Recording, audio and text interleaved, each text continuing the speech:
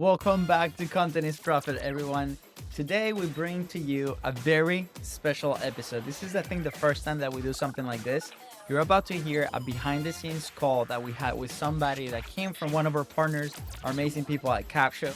We've been doing these masterclasses on how to actually build micro content. How do we clip those long form pieces of content so we can leverage paid media, organic social media, posting, just be present to increase your authority, your relevancy, and your trust. So we did this masterclass, and then we had a Q&A where people started asking different scenarios and different things, a live demo.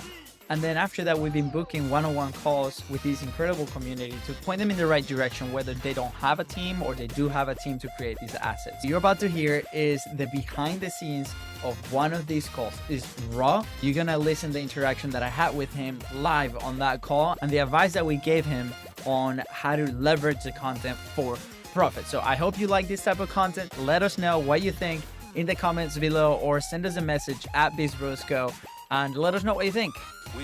Hey, I'm Luis. And I'm Luis. And you're listening to the Content is Profit podcast.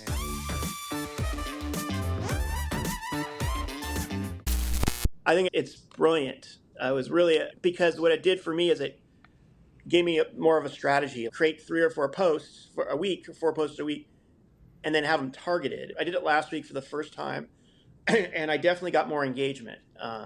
I don't know if the numbers have gone up yet, but definitely more engagement. Not tons more, but a little bit more. No, absolutely. So yeah, I totally relate with the creation, and then we're like so exhausted that we don't want to promote at all. Like we've been there when we started the show. It was like bootleg out of like a corner of the little office that we had at the time, and it was us doing the whole thing. And the last 3 years we've uncovered like this 6 phases of the production, right? We started thinking about, oh, I gotta create the thing and then I gotta produce it. But it's normally, we see it as a one stage, right? I create it and then I edit so that the thing is ready. And then, like you said, oh, I'm exhausted. So what happens is now you create 5 ahead of time, and then on Saturdays you're recording these things. So now you split those 2 into creation and production. And then even before that, you're like, what do I actually talk about? So you solve that issue with, hey, I'm interviewing people. That's the same thing. We're like, hey, we're just gonna go have conversations so we don't have to do some research initially. That has evolved quite a bit. So it's like, what do we say around our topic is pretty interesting. So now we have 3 stages, right? It's taking more of our calendar, it's taking more of our time. And then after that, you're like, wait, do I actually have to market this thing? We actually have, I don't know if you're familiar with what we're doing now, but where I'm at right now, this is a physical studio that we rent out to people. And we're going through the same thing with, I think, 22 shows run out of here. And it's the same question is, you come here, you prepare, and obviously everything is set up for them to just show up and do the thing. But then we're like, look, guys, like we're not a marketing agency. That's a different side of our business. But you guys have to figure out, like, how do we actually put the message out there after we produce it? So it's, okay, distribution, how do we do this? Organic, paid, and you know what we're doing with the clipping, that's what we've done the last 3 years is help. But we've also learned that the consumer, there's a different type of consumer for every platform that we put content out there. And that's the interesting thing. Sometimes we think, hey, we're going to put this micro content out and the people that see that content are going to come to our show. Sometimes that doesn't happen, right? What happens is like the people that are used to consume, let's say YouTube Shorts or Instagram Reels, right? Will see your brand, will see your face in those platforms. And more often than not, they're going to consume you in that.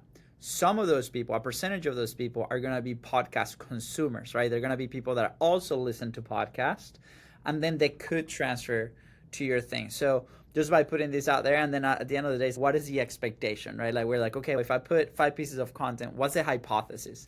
What's going to happen? So how we like to see it, and I think this is going to help you a lot, is the content ecosystem, right? So you have your main episode, which is your like 15 to 20 minute interview. And then from there, you don't have to sit down and create again. You already created. Now you're leveraging your production time with Capsho, for example, and you create these clips that can add value to a different consumer on a different platform, which some of them can go into your podcast. So yes, absolutely continue to track that, but just keep that in mind that if we change our perspective and see, okay, I'm not just promoting my podcast. Yes, I am promoting my podcast, but I'm also presenting my brand, my content, my message to a whole new people, a whole new market that are used to consuming content in a very different way than listening to it. Some of them won't even have an idea of what a podcast is, right? They think, and this is something that we see every single time. They come in and they're like, I want a podcast. And then podcast, the original definition is just audio, right? So they're like, where's the video? And I'm like, let's define what podcasting is. And it's because now it looks like it's video with some people on mics in front of their faces, and it's really interesting. So that would be the thing that I would recommend is try to tackle this as a content ecosystem, which your show now is in multiple platforms. So I think that's going to help a ton. And then continue to track, okay, what we're doing, what's the intention, right? With Capsule, you're going to see that you can put the, hey, follow, engage. What is the goal of my micro content? And then put the hypothesis out there. Hey, this month, the only target, the only message that we're going to put out there is for engagement.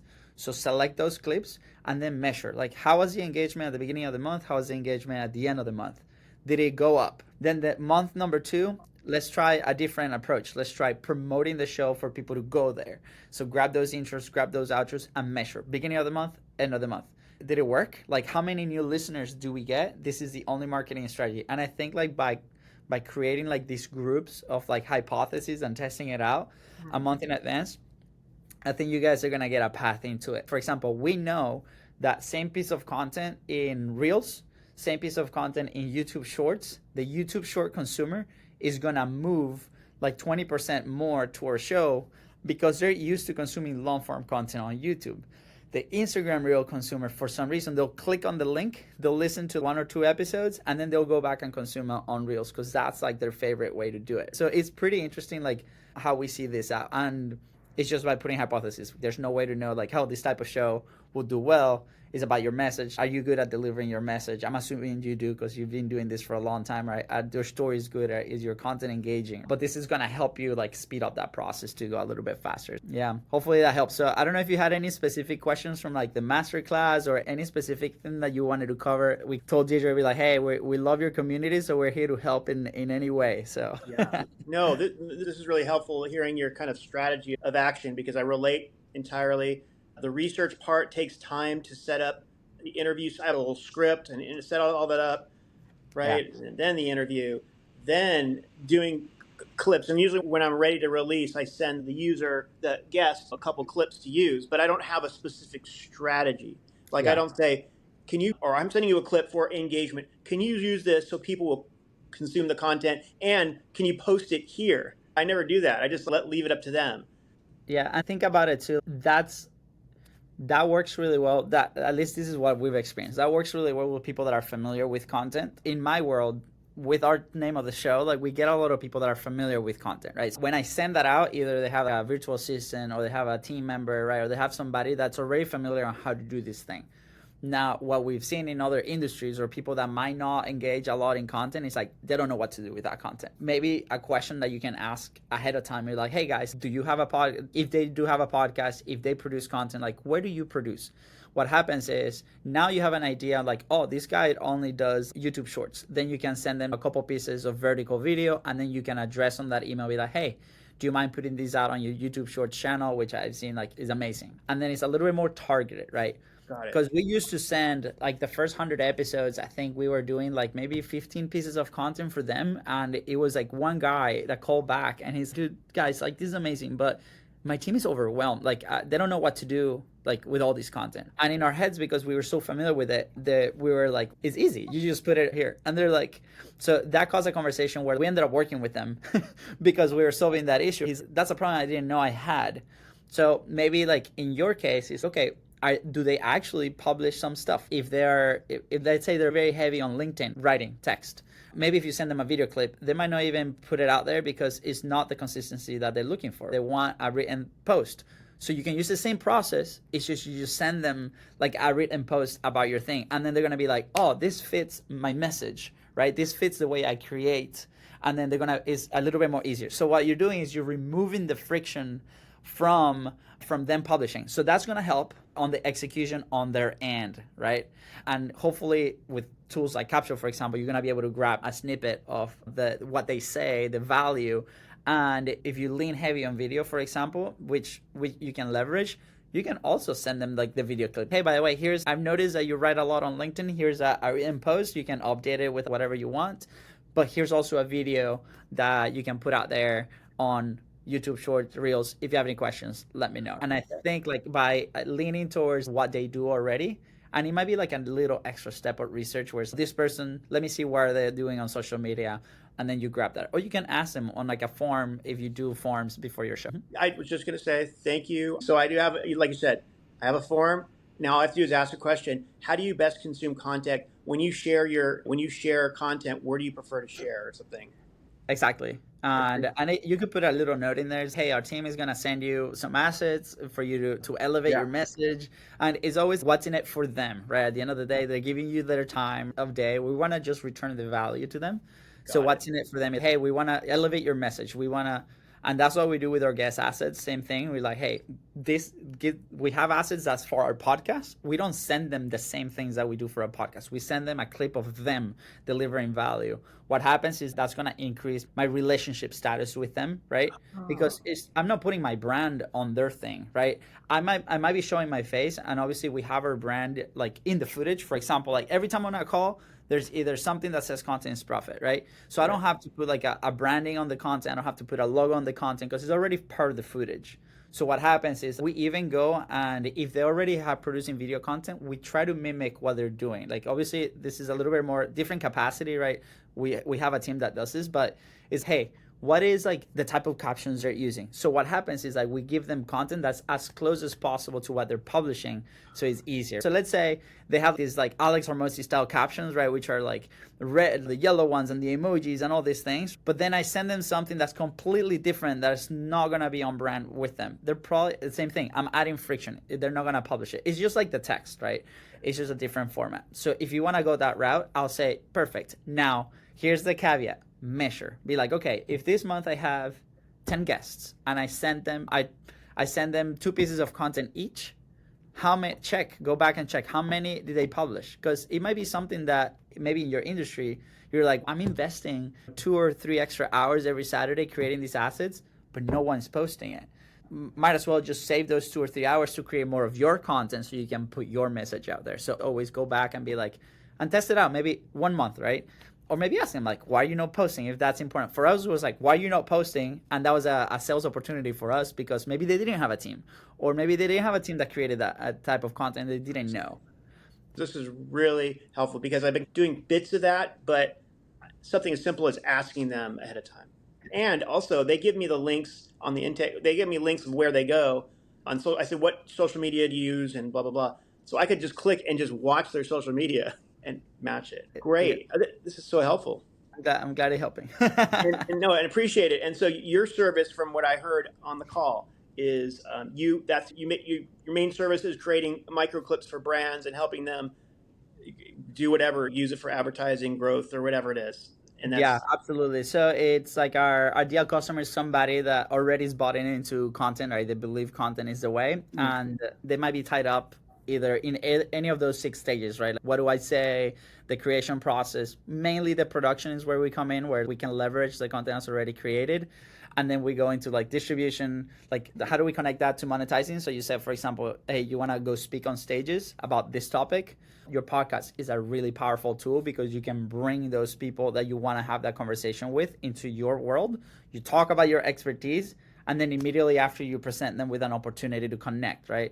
And we can dive more into that. But then how do you manage all that? What's your podcast flow? What's your podcast OA like operating system? So how we come in normally is through the production. That's how the company started like 4 years ago. It's, hey, we just create your microclips, but then we uncover those faces and then we kind of work through those a little bit more. An example is this studio, for example, where we're sitting right now. Like, we brought in, for the sake of content, Gary, like the previous owner. And then what happens, like, we had this amazing interview for the show. We created the assets that promoted our brand, promoted his brand, and then we maintained the relationship. So we're like, hey, Gary, we know that you produce podcasts for some other people. Hey, why don't you jump on a call with us and we show you what we do, and maybe there's a partnership. What's the way that we can collaborate? For us, the way to collaborate was like, can he become a client? Can he become an affiliate? Can he become a partner, right? For you, for example, is this person running an event? Are they looking for speakers for their thing? So what are the leaders in your industry that you can bring on to talk about this topic, but with an opportunity in mind on the other end? So what happens is like we position ourselves as like the content people in our city, in Jacksonville, are the podcast people, right? Because we're also part of the Hotspot network. We've done the show quite a bit. So the second that he had to leave town, he's, hey guys, I called you because you're like my number one pick to take over the studio. You want it, basically. So he ended up selling the studio to us, and he came out of the show. So this is like a six-figure plus opportunity. Now we have this amazing location that elevates a ton of the stuff that we do, but it came from that relationship of the podcast, which is by far the most advantage that you can take. Apart from the audience is going to grow as you are consistent and frequent and you put your message out there, you're going to get better with your messaging every single time. You probably noticed it already. Yeah. That's going to grow to a point, but like the people that you connect through the show is going to be the most important thing. Wow. And that's going to be the providing opportunity. So now to go back to your original question, yes, we have the production arm, which is the micro content is a very specific problem. Now with the studio, we're producing podcasts too from the very beginning. And then the back end to that is like, how do we monetize it? And we call it the pipeline platform, which is like this method of, hey, our podcast is our platform to bring in and explode those relationships. So you may not make a lot of money specifically from the listeners, but you're leveraging all the guests and everything as it's like a relationship tool, basically, right? To build relationships. Yeah, networking. Yeah. Yeah, 100%. It goes back to when we launched the show. Like we used to help a lot of local businesses here in town where we will actually go on their location and shoot for 5 hours, and then that content we will clip it, and then they will post it in like their communities on their stuff. But it was like gyms, chiropractors, doctors, dentists, like that kind of small business. What happened was COVID closed everything, right? And within a week, we were like, okay, now what do we do? Like we have 2 months worth of runway, and at the time it was me and my brother just freelancing, right? We didn't have any team. And one of our clients, the one that remained, was online, and he had a podcast. His name is Josh 40, and his show was called Think Different Theory. He had about 300,000 downloads. It was just a very outspoken dude, high energy, right? And he's like, why don't you guys start a podcast? You got time now? And we're like, we do have time now. So we did it. And we came in with the typical mentality of, hey, I'm going to put content out there. Somebody's going to listen to this. And then out of that listenership, we're going to be able to sell a product. We're going to be able to sell something, which in our case was a service, right? We didn't have a product at the time. We still don't have a product at the time, in a sense, right? Everything is a service. So we started putting the content out there. We published 20 episodes, and we decided to do 3 a week because we wanted frequency. We wanted to be consistent. And the commitment was like, for the first 6 months, we're not going to see data. We're not going to see downloads. We're not going to see anything. The goal is to be consistent because we failed before on trying to launch a show. So we go about it. After 20 episodes, we ran out of things to say. And we're like, what? Oh boy, we go back to the research side. What do we actually say? So we're like, let's bring people. So we brought our coach at the time, somebody that was we were in their mastermind, and he introduced us immediately to somebody else. And for us, like, you have this ladder of influence, right? So under our point of view, this person was up here in the ladder of influence. We were down here. So we brought him in, right? We're like borrowing his authority in a sense for content. But how we tackle the conversation was not an interview. It was a conversation. We position ourselves as equals. So for the audience, now they're like, wow, they're talking to Steve. Steve has all this experience. They're not asking questions. They're asking questions and giving their opinion and giving their feedback and debating, right? So we're at the same level. So after that created like this very interesting dynamic where he was like, wow, guys, like this is super cool because now I'm talking to an equal. I'm not just being interviewed. And it's like, what do you guys do? And we're like, this is what we're actually doing now after we've been in your mastermind and you gave us all this feedback. This is how we're transitioning. He's perfect. I got 2 or 3 people for you immediately. And we're like, wow, this is like referral, like galore. Like, this is great. If every guest gives us 3 referrals, we're never ever going to run out of leads. If we do this 3 times a week, we're going to get 9 high quality leads every time we come because it's coming from somebody else. So we're like, okay, Steve, can you connect us like through email? And he's absolutely. So next guest was from his connection. Then that guest was like, oh, I actually have a client that needs your services. And we're like, sweet. And then 3 weeks after that, we ended up closing for that client for the service. And we're like, this is it. And our focus initially was going to be the audience. And because we made the decisions like, hey, we're just going to be consistent and frequent and focus on these relationships no matter what, right? And it was by accident, right? It was completely by accident in that sense because we just wanted to be consistent. But then we needed a way to monetize fast. And then what happens is we look at 6 months and downloads were decent. We're growing 10, 20, 25% every single month. And when you're starting a show, that means 2 or 3 new listeners. But then you're like, wow, okay, it's growing, but no business came out of that because we didn't have a landing page. We didn't have a sales process. We're trying to figure out like a market fit for a product, right? We didn't really have that clear. And there's a lot of steps that add friction to that versus what's the fastest path to cash? I can talk to someone and he can give me medium feedback. And then I'll be like, perfect, I have the solution for that, for example. And then the deal can happen. Or if it's not for you, can you send me to somebody that actually has it? So on stages, for example, like what's the fastest path to cash? What is the fastest way for you to be on stages? You already have a platform that you've built, right? You've been consistent. So it's perfect. Let's have the conversations that you're already having with that fastest path to cash person. It's like somebody that runs a group around mental health. So now you're going to be in front of 100 and 200 people talking about mental health. Perfect. They might know somebody that has a stage. They might know somebody that has an event. They might have somebody. So it's like reverse engineering, like where are these people and bringing them to talk about your topic. You build what we call ART, right? Authority, relevancy, trust. And then from that point, you can make an ask, right? You just had an incredible conversation. And how we do the ask is very simple. It's like after everything is done, we stop recording. We're like, dude, Sean, thank you so much for being on our show. This was great. Is there anything that we can do for you? Please ask. Go ahead. Do you mind? I have 2 questions for you. And people are like, of course, Luis. Yeah, don't worry, man. You have 5 minutes. And I'm like, perfect. First is now you've been through the show, the experience. Who's somebody that can be a good fit? We're looking for, insert dream client here, right? We're looking for somebody that publish a long form content, that they're using their content to grow their business. Their business is at this level. And they're like immediately, oh yeah, I know so-and-so. I'll introduce you guys. I'm like, oh, that's perfect. So now we got the leads. And they're like, hey. And then I go, I don't know if this is for you, but this is what we do as a company. And our pitches, we launch podcasts. And then on top of that, our core business is we create clips out of long form content. I would love to find a way to collaborate with you. Will you be open for a demo call or so we can show you the behind the scenes? And 75%, we've measured 75% of people say yes. So for example, for you, be like, hey, I don't know if this is for you. I speak on stages about this topic. We just had this conversation. I would love to find a way to collaborate with you. We're not talking about it today because we're ready to run a topic, but do you mind have a 20-minute conversation about it? I can show you what we've done in the past, some of the topics that we can talk about. And they're probably going to say yes. And again, measure. So I think that could be like really powerful for you. I really appreciate it. That's good. You've given me like 20 ideas. I've been doing just 2. One. I've been doing a little bit of different things, but you've given me so many ideas.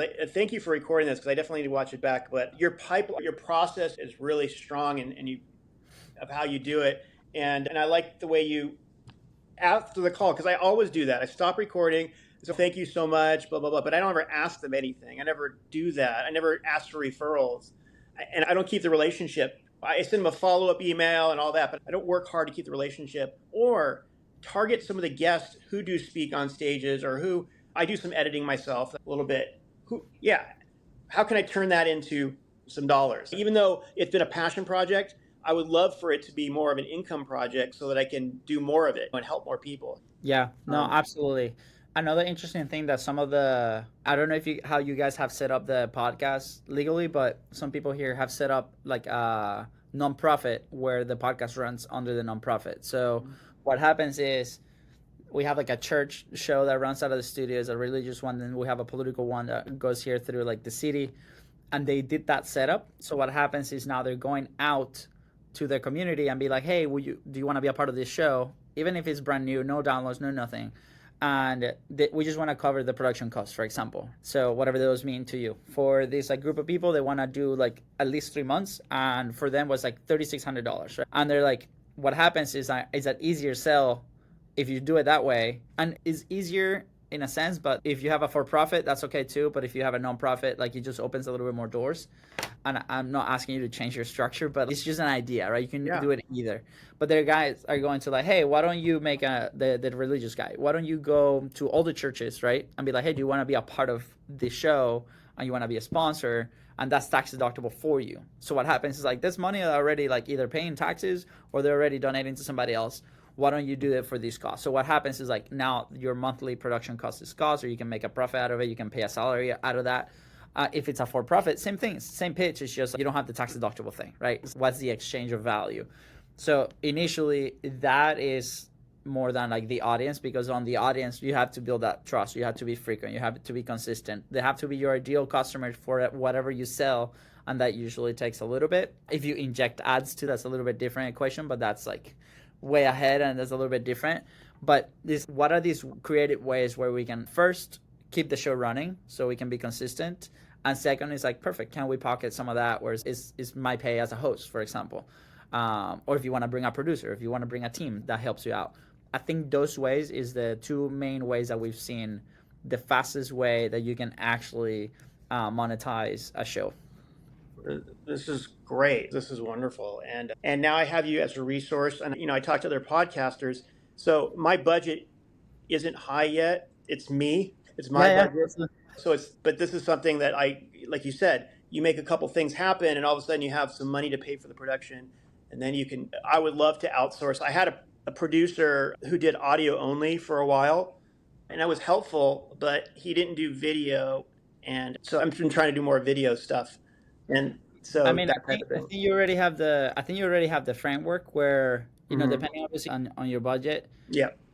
On our side, so you have a little perspective, and maybe this will help you if you end up hiring somebody. Yes. But our like full-on service starts at $2,500 a month, where people come in, they like, all they do is they send us their raw files, and then a week later they get like the fully edited podcast, and they get whatever number of like content ecosystem assets, right? Got it.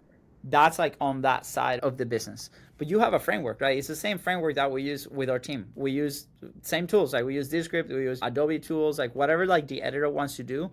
But a lot of the selection of the clips happens inside of Descript. So you already have the process. So what happens is, hey, maybe you can find this amazing like young video editor up and coming that wants to do something on Fiverr, and be like, hey, how much would it be to produce one full episode?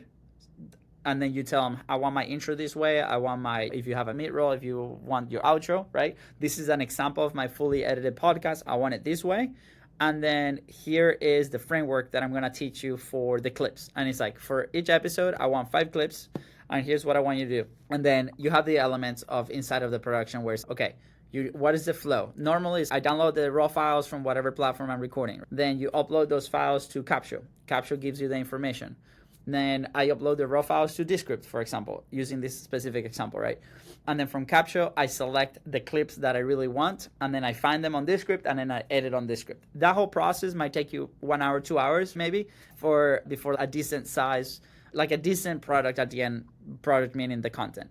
So that you measure your time on how to do it. So it took you from recording to finish a production, maybe let's say it's 4 hours on a Saturday. So you'd be like, oh, man, I'm willing to actually pay $100 or $200 or whatever. You set up a budget for this to get my 4 hours back. So then what happens? You already have the process. So then you go to Fiverr and audit. I'm looking for micro content or whatever, like wherever you want to find the editor. Somebody edits a podcast. This process is going to be like really simple for them. Hey, why don't you edit my podcast? 100 episode, $50 the episode, but then I'll give you an extra $60 to do these clips, and here's the process. You don't have to figure out, here's the process. And then you decide like how much do they pick from Capture, or you can send them like, look, here are the 5 clips from Capture that I want. And then they do the operational process. You can even send them our masterclass. They'll see it and they'll be like, oh, sweet. So what happens now, you're replacing those 4 hours. And again, I don't know what your budget is, but then you can find that video editor that you can count on. And this is the problem that we solve for a lot of people. They go through this process and they try to find the person that works, that wants the process, but you have the process and you can teach it. So if you're patient, you can do that, then I don't think it's going to cost you a lot of money per episode. Got it. And you do that. You do that service for people. Yeah, that's a problem that we solve. That's like the people come in, oh man, like I am so exhausted. Our team has tried it, and we normally work with a little bit bigger companies on that side. But now with the studio, we have a lot of people that do their show on their own, right? Like they just come here to record because they don't have a place. So they're like, man, we've been doing the clips for the last 2 years. Maybe I get 1 or 2 per episode. I'm exhausted. Maybe we're too into our content. This is without counting like the mind games that our minds put into us. Where is my message good enough? Do I look good? Like we have these 2 ladies. They're like, hey, can we do the other studio because the lighting is not the best? Like my wrinkles show. I'm like, is your content good? Like, it doesn't matter. Put it out there. So that's the problem that we saw. We're like, hey, it's okay. Just record your thing, and then we'll select those clips for you. There's a process that happens before, whereas like we know their message, we know what they're looking for. We call them value index indicators. So just like the attention resets that we saw in the video, what are value index indicators? For example, we have a client that they love stats. So they have a data company. So any stat, any percentage that comes out on content, that's an indicator that we can grab that. For us is laughable moments, jokes, like moments that show personality. So our editor knows that. And what happens is those are like the main points that they're going to look for first. And then they go into live notes that I take through the episode. We're like, what did Luis put in? And I'll be like, I don't know, for example, a call with you, Sean will be like, around minute 20, we talked about value index indicators. And I put like exclamation points. So they know that's one of my indicators. So they'll go and find that clip and be like, does it make sense? Is it a full idea? And then they might rearrange it a little bit, pretty it up, and then that's what goes out. So the key here is like, how do we remove the friction from that? So that's our service. That's how everything started. It's just like evolving to like all of these things. And what I appreciate is you're shouting out Fiverr, which is your direct competition. In a sense, we found our first agency that we worked with in Fiverr, right? We were like, crap, we're running out of time. We don't have capacity to keep working on this. We need to hire somebody. That was like right after our first 2 clients. And we went to Fiverr and we found some. And then that turned into a horror story because the guy was like subcontracting people behind our backs. We thought he was the one editing. He was like hiring other people on the back end.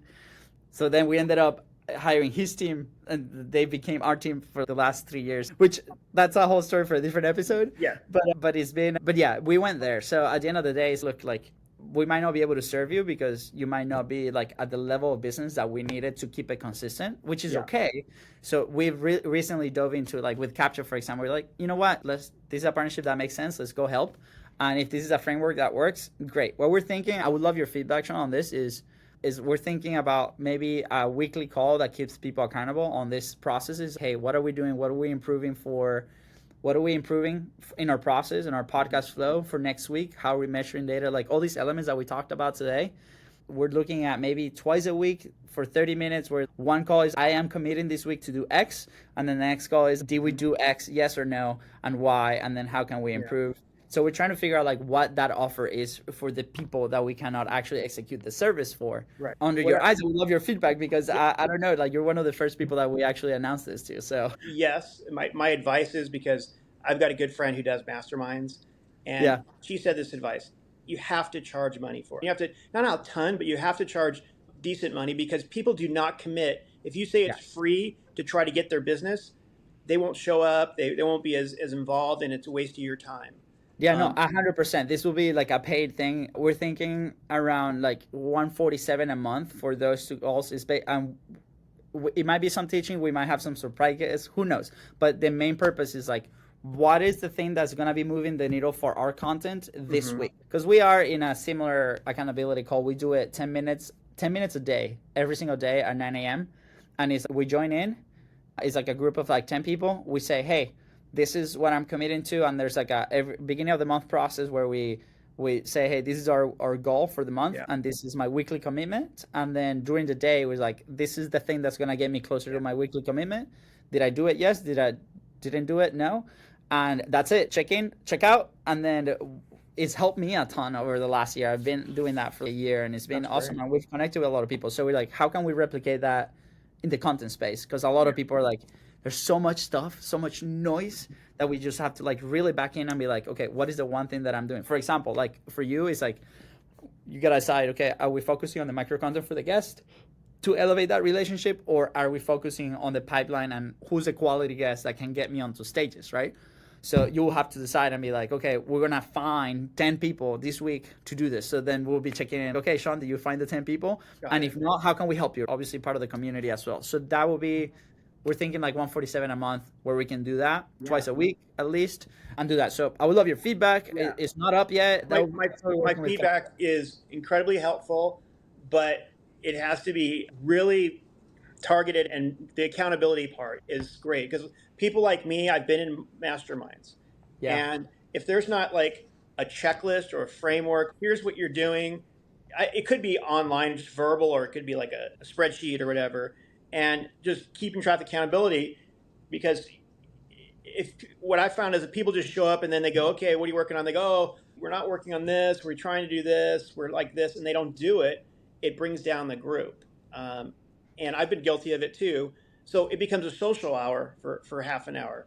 And it becomes more of, here's what I'm going to do. And then every time it's like, here's what I'm going to do. And they don't do it, or they're not committed, or they don't show up. Or I think you have to really emphasize, this is not for everybody. This is for people who actually want to get things done. Yeah. And if you are in the call and if you're not involved, it's just not going to help the community grow or learn. I've been in many masterminds, the free ones, they just don't work. Yeah, no, I'm with you.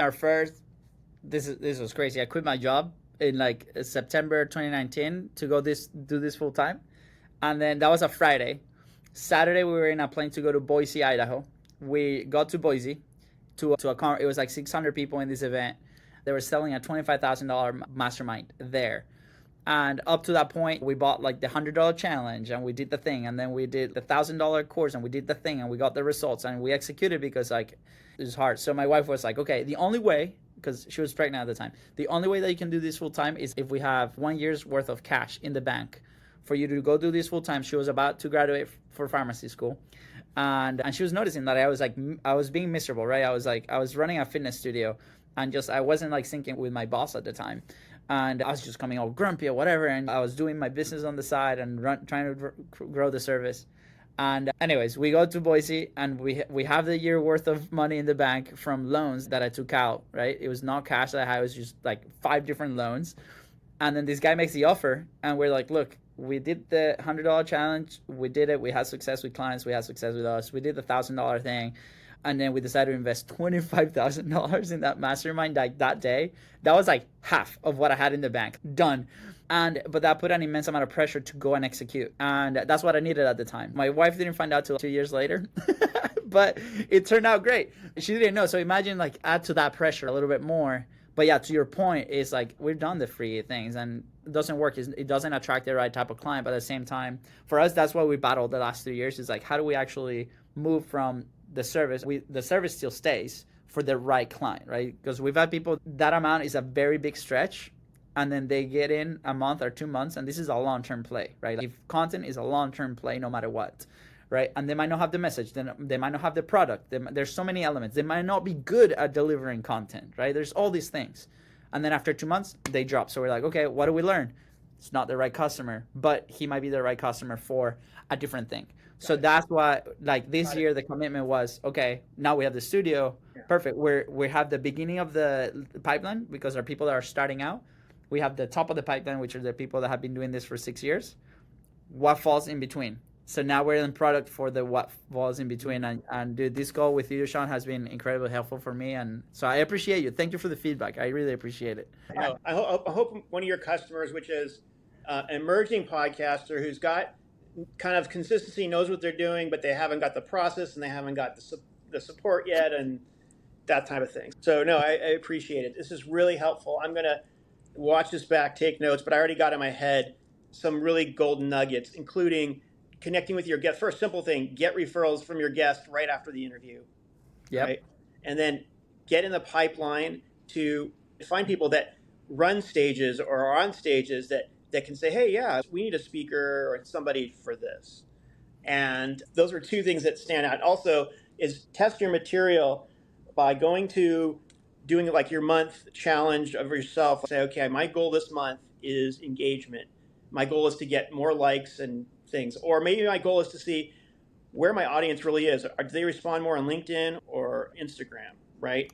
That type of thing. And then you said the other thing that was very helpful. You said, ask your customer, your guests, how do they consume content and where do they produce their content? And match what they already do. They're more likely to post something that looks familiar.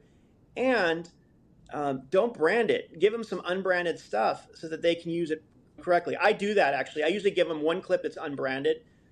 But I don't ask them, do you want it vertical? Do you want it landscape? Do you want it this? Do you want it that? So those are some of the nuggets. I really appreciate it. Thank you for the feedback on the sessions. Whenever we have it ready, if you don't mind, I'll reach out and be like, if it's something that you want to take a part of, okay. Perfect. If not, if you know somebody, send it over our way. All right. You got it. Thanks, man. Sean, it's a pleasure, brother.